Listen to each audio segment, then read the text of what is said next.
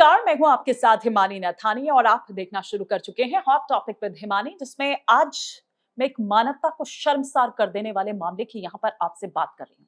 एक घिनौना कृत्य, इतना घिनौना ये कृत्य जिसे विद्या के मंदिर में अंजाम दिया जाता है। क्या किया जाता है? वहां पर छात्राओं के कपड़े उतरवाए जाते हैं। किस लिए? ये चेक करने के लिए कि किसी को पीरियड्स तो नहीं हो रहे हैं। और ये जो घिनौना कृत्य है, ये जो मानवता को शर्मसार कर देने वाला मामला है, ये मामला सामने आता है महाराष्ट्र के ठाणे से।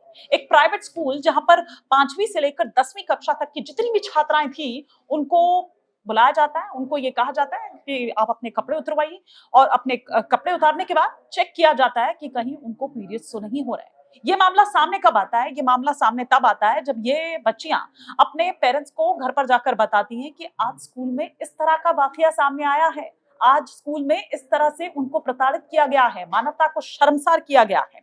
ये वाकया जब बताया जाता है बच्चियों द्वारा, तो उसमें बताया जाता है कि टॉयलेट में दरअसल वॉशरूम में खून के धब्बे पाए जाते हैं। अब उसके बाद जितनी भी 5वीं से लेकर 10वीं तक की छात्राएं थी, उनको स्कूल कन्वेंशन हॉल में बुलाता है और बाकायदा प्रोजेक्टर पर बाकायदा स्क्रीन एक बड़ी सी लगाई जाती है, उसमें ये तस्वीरें दिखाई जाती है और सबसे ये पूछा जाता है कि क्या किसी को पीरियड्स आ रहे हैं? और जो हाँ कहता है, पहले तो यहाँ पर बताया जाता है, पूछा जाता है किसको पीरियड्स आ रहे हैं। जो हाँ कहता है, उससे उनके फिंगरप्रिंट्स प्रिंट्स ले लिए जाते हैं। जो ना कहता है, उनको बारी-बारी से वॉशरूम ले जाया जाता है, उनको उनके कपड़े उतरवाए जाते हैं, उनके प्राइवेट पार्ट्स तक चेक किए जाते हैं। अब सोचिए कि कितना घिनौना ये काम है। और जब वो बच्चियाँ जाकर अपने पेरेंट्स को बताती हैं, तो उनके पेरेंट्स के होश फाख्ता हो जाते हैं कि ये स्कूल में क्या हो रहा है? हम अपने बच्चों को शिक्षा लेने के लिए भेज रहे हैं, हम अपने बच्चों को पढ़ने के लिए भेज रहे हैं, लेकिन ये यहाँ पर क्या किया जा रहा है? उसके बाद पेरेंट्स का गुस्सा 7वें आसमान पर पहुंच जाता है और वो सीधे पहुंच जाते हैं स्कूल। वो वहां पर प्रिंसिपल के खिलाफ, क्योंकि प्रिंसिपल द्वारा ही दरअसल ये जो ऑर्डर है वो दिया गया था। अब वो तो गनीमत रही कि वहां पर पुलिस उस वक्त मौजूद थी, वरना जो स्कूल की तरफ से जो एडवोकेट वहां पर हायर किया गया था, जो भी वो केस देख रहा था, वो जैसे ही वहां पर पहुंचता है, तो वैसे ही ये सारे पेरेंट्स उसकी तरफ एकदम दौड़ पड़ते हैं।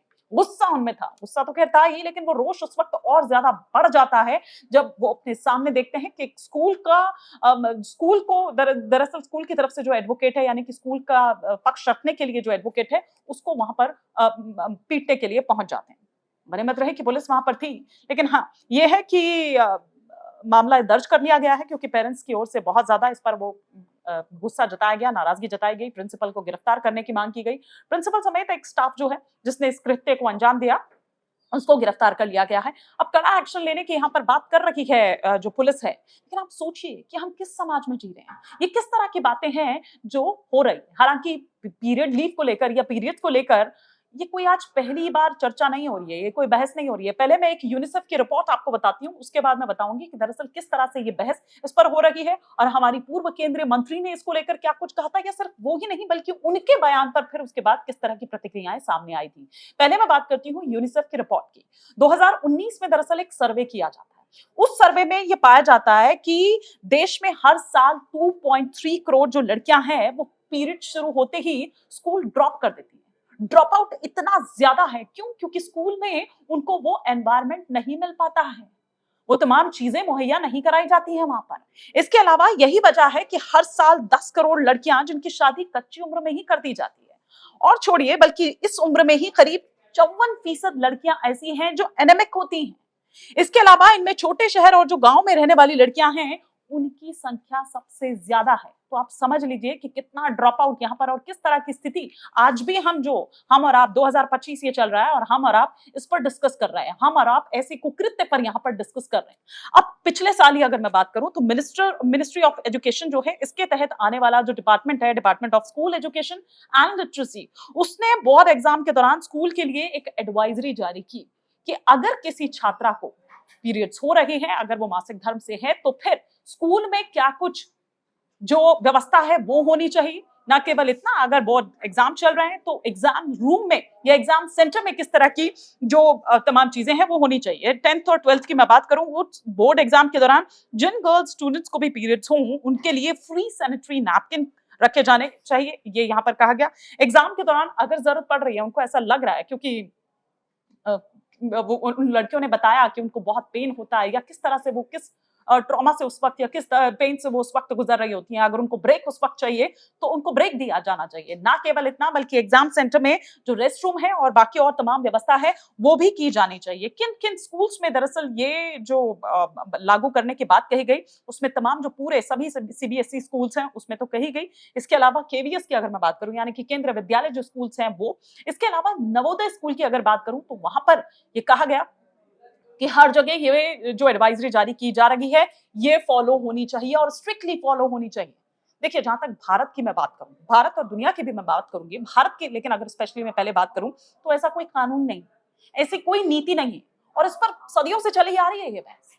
हालांकि ऐसा नहीं है, भारत में भी कुछ प्रदेश ऐसे हैं, कुछ राज्य ऐसे हैं जो पीरियड लीव देता है और कुछ तो निजी संस्थाएं भी ऐसी हैं जिसमें जोमेटो है जो पीरियड लीव देता है। और इसके अलावा अगर मैं बिहार की बात करूं तो बिहार में ये 1992 से हो रहा है कि आपको पीरियड लीव दी जा रही है। हर बार वहां पर हर महीने 2 दिन की छुट्टी दी जाती है। सोचिए बिहार जैसा राज्य है जो बैकवर्ड माना जाता है, वहां पर ये लीव दी जा रही है। वहां पर इस दर्द को, वहां पर इस प्रॉब्लम को समझा जा रहा है। इसके अलावा केरला की बात करूं तो 2023 से 2 साल पहले इस पर शुरुआत हुई है। सिक्किम की बात करूं तो वहां पर है। ओडिशा की बात करूं तो यहां पर 1 दिन की जो पीरियड लीव है वो दी जाती है। इसको लेकर बहस भी हुई सुप्रीम कोर्ट द्वारा। हालांकि कहा गया है, केंद्र सरकार को यह कहा गया है कि एक जो मॉडल पॉलिसी है वो आपको लेकर आनी चाहिए, वो आपको देखना चाहिए और हमको दूसरे जो देश हैं, बाहर के जो देश हैं उनमें क्या हो रहा है, वहां किस तरह का इंतजाम है, वहां किस तरीके से किया जाता है वो करना चाहिए। इसको लेकर बहुत बहस हुई, जबकि पूर्व केंद्रीय मंत्री स्मृति ईरानी की अगर बात करूं तो उन्होंने तो इसका विरोध किया।